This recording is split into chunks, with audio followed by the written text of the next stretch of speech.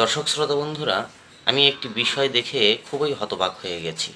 ফিলিস্তিনিতে এবং সুদানে মুসলিমদেরকে হত্যা করার বিষয়ে বাংলাদেশের মিডিয়াগুলো কিন্তু কড়া নিন্দা জানিয়েছে। মিডিয়াগুলোর মন্তব্য ছিল মুসলিমদেরকে হত্যা করা হচ্ছে, তাদেরকে নির্যাতন করা হচ্ছে।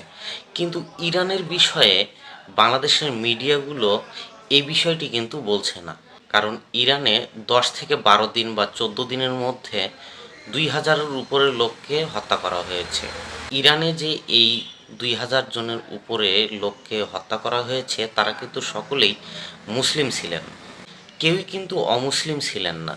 ইরানের নাগরিকদেরকে যে খামেনি সরকার হত্যা করলো, শুধুমাত্র সেই খামেনি সরকারের পক্ষপাতিত্ব করেই কিন্তু খবরগুলো প্রচার করা হচ্ছে। কিন্তু এখানে আমি কোনো কিছু বুঝলাম না, এখানে কি মুসলিমদেরকে হত্যা করা হয়নি, না মুসলিমদের উপরে নির্যাতন করা হয়নি? আপনাদের মন্তব্য কমেন্টের মাধ্যমে জানাবেন।